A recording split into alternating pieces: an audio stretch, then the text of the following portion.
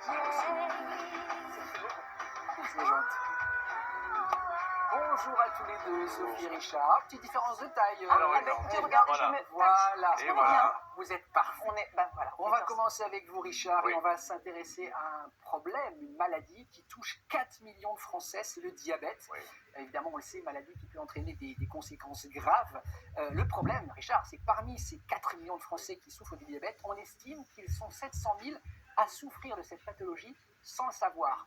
D'où l'importance du dépistage. Absolument, mais c'est incroyable ce chiffre. 700 000 personnes qui ont un diabète de type 2, parce qu'il y a 2 types de diabète, qui ignorent, c'est un chiffre incroyable, tout simplement parce que la maladie évolue sans le savoir. C'est-à-dire qu'en fin de compte, comme on sait, le diabète, c'est un taux de sucre trop élevé dans le sang, et ce taux de sucre, la glycémie, va abîmer différents organes, le cœur, les reins, les yeux, parfois la rétine, les pieds. Donc c'est vraiment quelque chose qui sans qu'on s'installe. s'en rende compte au début, puisque on n'en souffre C'est pas. ce qu'on appelle une maladie silencieuse. Il y a d'autres maladies, hein. L'hypertension artérielle aussi est une maladie silencieuse. Et là, pour le coup, le diabète, c'est vraiment une maladie qui s'installe et on ne le sait pas. D'où l'importance de se faire dépister au moins une fois par an si on a notamment des facteurs de risque. Alors, c'est quoi les facteurs de risque principaux? C'est d'abord une hérédité. Si dans la famille, on a des personnes qui sont déjà diabétiques, ou si on a un surpoids et qui en plus on ne fait pas d'activité, c'est souvent corrélé, surpoids et manque d'activité, il faut se faire dépister pour savoir et pour agir,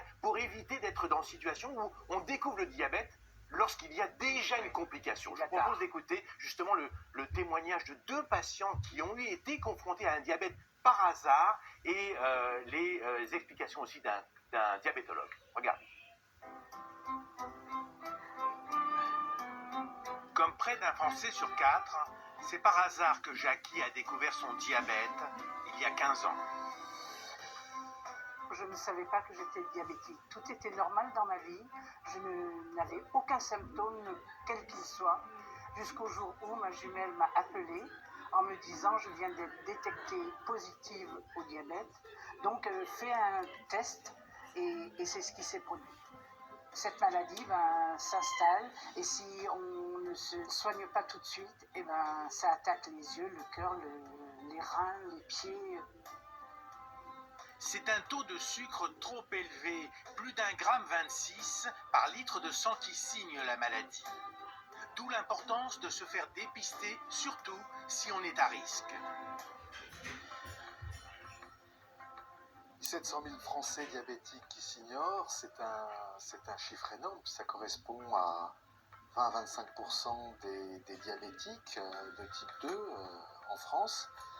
Ça reflète bien le fait que cette maladie est une maladie complètement asymptomatique et donc il faut faire du dépistage.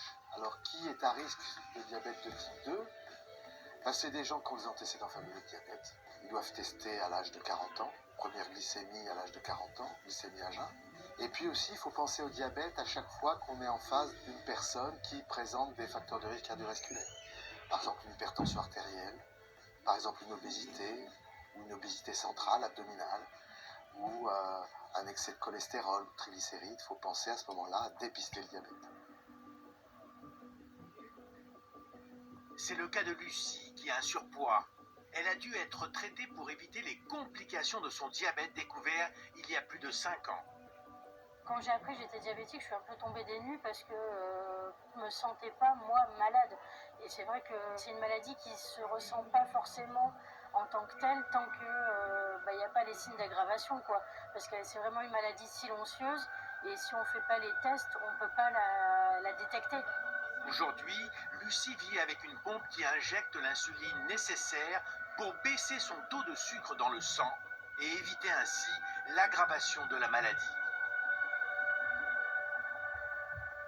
On l'a compris, donc Richard, c'est une maladie silencieuse, mais il n'y a pas des petits symptômes qui Alors, peuvent alerter quand même. Oui, alors il y a des petits symptômes, notamment les gens qui ont très soif ou des gens qui sont de façon brutale fatigués. Mais attention, ces symptômes-là, ça peut être confondant avec d'autres problèmes. Donc Mais c'est pas grave, on peut aller se faire dépister du coup. Bien sûr, vous avez raison, il faut se faire dépister si on a tous les symptômes dont on a parlé, mais surtout, il faut faire ce qu'on appelle une prise de sang. Une prise de sang qui nous permet de savoir exactement où on en est. Et le chiffre qu'il faut retenir, c'est 1,26 g de glycémie. Là, il faut aller voir un diabétologue. diabétologue, allez voir un médecin généraliste. Au-delà d'un gramme 26. Au-delà d'un gramme 26, on considère, les D'accord. spécialistes considèrent qu'on est dans une période, dans une zone de diabète, et donc il faut se traiter. Mais attention, il y a ce chiffre, mais il y a d'autres chiffres, et ça, c'est le diabétologue qui pourra vous donner. Mais en tout cas, il faut retenir ce chiffre. 1 gramme 26, il ne faut pas hésiter à aller voir un spécialiste, parce que là, il faut traiter pour éviter, et c'est ça le problème, pour éviter les complications sur les organes importantes.